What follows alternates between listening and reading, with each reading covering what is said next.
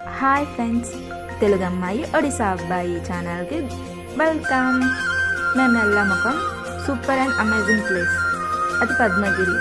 అక్కడ శివాలయం ఉంది. అడవి మధ్యలో చాలా పీస్ఫుల్గా చూడటానికి క్లైమేట్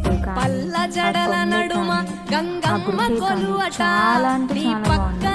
ఒక్కసారి విజిట్ చేస్తే మనసుకు చాలా ప్రశాంతంగా, పొల్యూషన్కి దూరంగా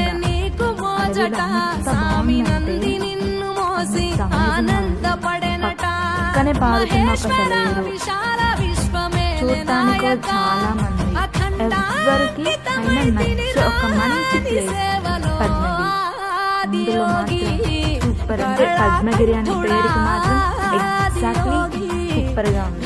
చాలా అంటే చాలా ప్రశాంతంగా, ఎవరైనా